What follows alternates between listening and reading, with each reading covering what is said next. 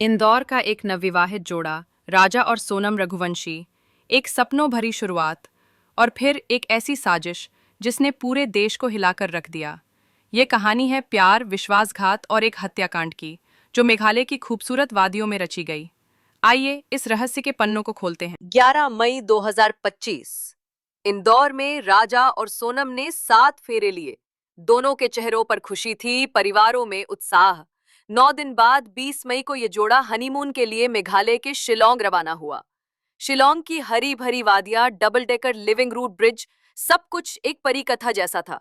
लेकिन यह परी कथा जल्द ही एक दुखद रहस्य में बदलने वाली थी।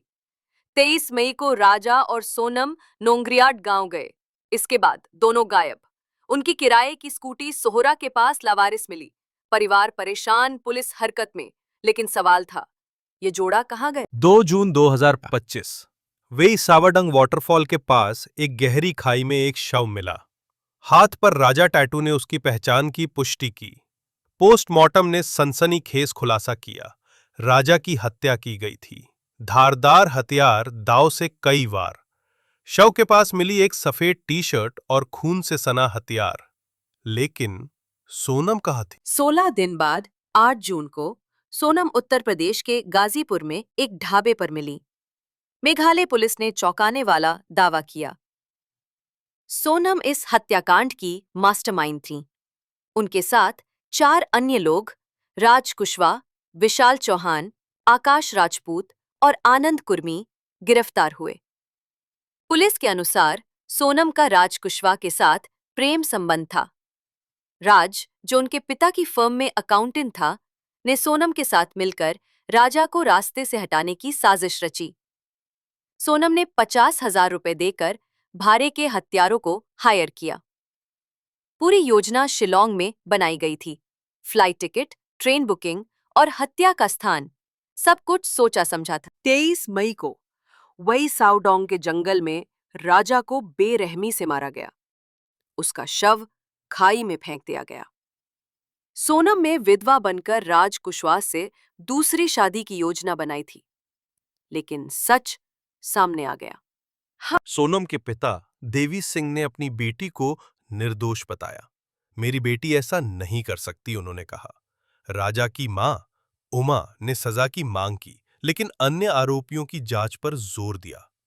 मध्य प्रदेश के मुख्यमंत्री मोहन यादव ने सीबीआई जांच की मांग की। इस बीच समाज हैरान था।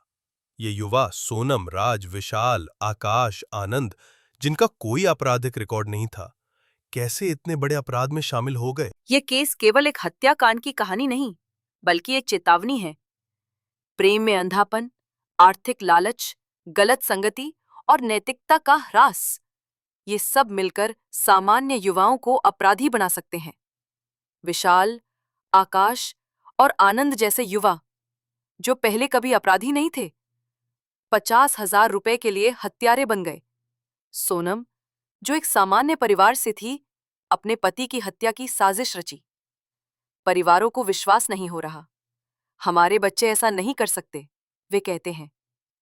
लेकिन भावनात्मक उलझने और गलत फैसले किसी को भी गलत रास्ते पर ले जा सकते हैं। राजा और सोनम रघुवंशी की कहानी एक दुखद सबक है। यह हमें बताती है कि प्यार और विश्वास के पीछे छिपी साजिशें कितनी खतरनाक हो सकती हैं। ये समाज के लिए एक सवाल है, हम अपनी युवा पीढ़ी को कैसे सही दिशा दे सकते हैं?